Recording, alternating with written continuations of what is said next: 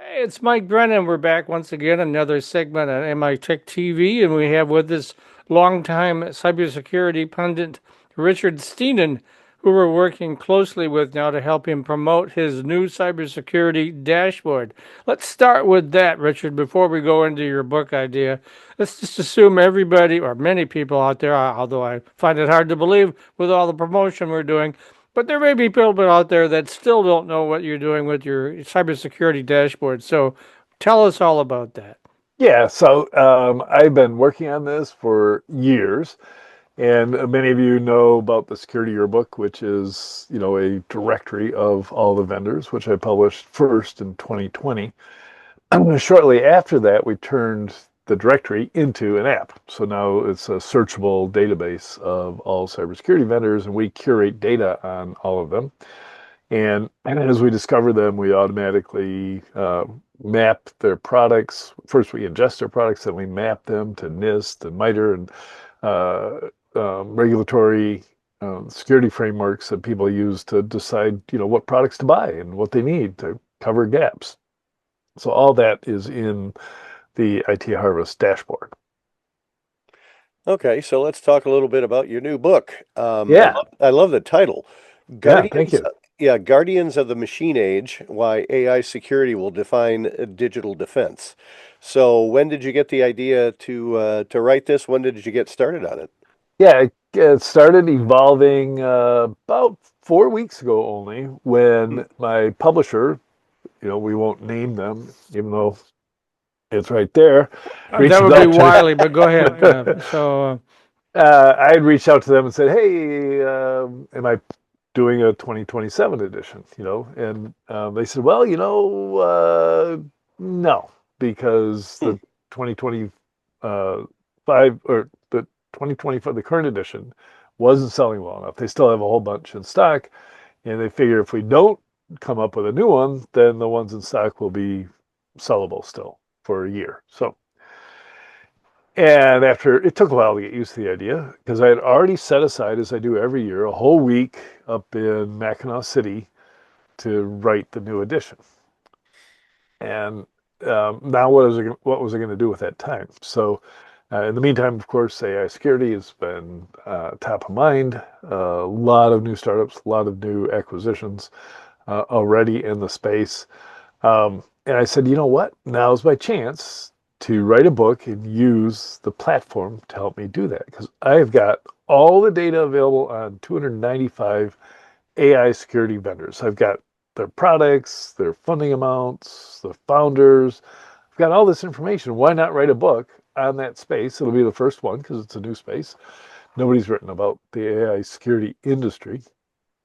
I'm, the most senior industry analyst that covers cybersecurity. It should be me that writes that book. So I just headed off to Mackinac City. Was that just like a week ago?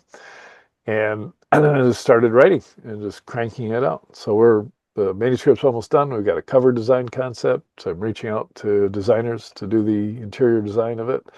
Hmm. And it's sitting at 53,000 words. By the time I include some of the interviews and charts and graphics, we're going to have a 250-page book produced exactly in 2 months from start to finish. wow, you're getting this down cold. Yeah, yeah, I So know. so that's really what was the publisher's idea that you do this second book rather than another security yearbook. The publisher wanted me to create a PDF that they could give to people who bought the book. Ah, And I'm done, and truth be told, I think I'm done with traditional publishing. Again, this this is the third shot and they've failed to sell books. So hmm. time to go back to selling my own stuff. Yeah. Okay. So, tell us a little bit in writing this about some of the trends and impacts of AI and cybersecurity that you noticed while putting it together. Yeah, the I wrote a Substack way last April, and it was inspired by this group in California that created the AI 2027 paper. Hmm. And they just did a straightforward scenario planning, based on current growth rates of intelligence for the large models from OpenAI and Anthropic, et cetera, where will we be by 2027? So they projected forward and they said by the end of this year, so the next month or so, which has already come true, the guys who developed those models, so OpenAI and Anthropic, Google, Microsoft, will start training agents to do the research for them, to come up with new algorithms, to come up with new ways to train. In other words, they'll have automated systems that can replace these engineers who Facebook is paying, over $1 million a year, Hmm. in some cases $100 million signing bonus to bring these people on. Those are all going to be replaced by AI agents. And the projection goes that by the end of 2026, that's how AI models will be improved. By the end of 2027, it's game over. Humans are no more. So now I don't go for that, right? Because I don't believe that you can translate what's going on in AI to robotics anytime soon. We're all Detroiters, and we know about robots, and we know how hard it is to develop physical systems, right? It just isn't the same thing. So given all that happening in AI, what does that mean for AI security? And I had talked to a bunch of these agentic, what I call SOC automation solutions. So if you think about the hard problems in cybersecurity, number one is, what do you do with all these alerts? Because we've got sensors, we got great sensors. It's just digital information. We can turn all those things that are happening on our network into alerts, but it generates tens of thousands of those.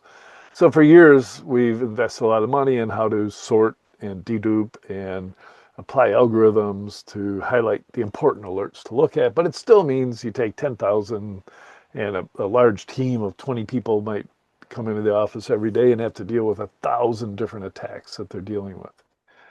Why not apply AI to that? So the AI just does all that work for you. And sure enough, I predicted that this is going to take off. This will be changes the game to the benefit of the defender. The attackers will have a hard time keeping up for a while. And there will be a billion-dollar valuation company. I'm still this year is my prediction. Hmm. It was easy to make, and then because I knew of Protect AI would be acquired by Palo Alto for rumored 750, I think it came out to 650 million. So we're already pretty close there. I was making all these grandiose predictions for the space later this year, and I started getting calls from the founders of these companies saying, "Hey, I love your article. It's great, except that you're way off base. We are already selling this, and we are already making money. Most of them that I've talked to are at over $1 million annual recurring revenue after launching in January. This is going to be the fastest uptake of a new technology ever seen in the cybersecurity industry." And writing the book is something that occurred to me I can only do right now. By this time next year, every single one of the 4,000 vendors in this book will be AI cybersecurity vendors. They'll adopt AI. They'll buy an AI company. They have to. It's so obvious. Just like every company except possibly cannabis events have to adopt AI. Yeah, well, they might. Who knows? Hey, right, there's a way. There's something there. Yeah. Yeah, it's AI is everywhere. So tell us about a few of these companies that you singled out that really grabbed your attention. Yeah, so Command Zero's company founded by very experienced entrepreneurs, Dov Uran, one of the famous Uran brothers, just secreted himself away in Austin, Texas for 2.5 years. And so they got the idea right away. As soon as they saw ChatGPT, they realized they could do something with it. And they came out of stealth just earlier this May, I think it was, with like $21 million from Andreessen Horowitz, that top of the top venture capitalists that you want to deal with. And they are trying to replace all of the SOC analysts. Usually the baby steps is, hey, we're going to just do triage on alerts. We're going to tell you if that alert is something to pay attention to and to escalate to the tier 2s and tier 3s. Command 0 is one of the few that says, no, we're going to go for it. We're going to replace the tier 3. We're going to create an investigation, look at what's happening on the network, decide what action to take, firewall rules to change, machine to be taken offline, etc., and do it. So it's going to be completely hands-off applied cybersecurity. And there are 32 other companies that are doing exactly that. And then you've got model protection, and that's, I mentioned Protect AI, and that's the business they're in. So they're going to protect the models that you are using. And I remember talking to the founder and going, I don't get it.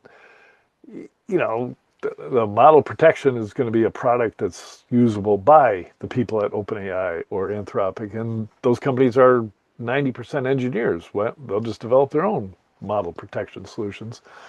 Founder of Protect AI informed me that GM has 300 AI models currently being used inside their operations.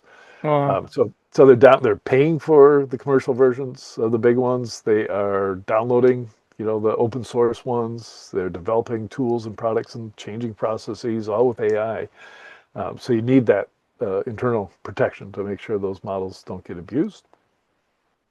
And then one of the biggest categories, and it was probably the first to arise, was guardrails.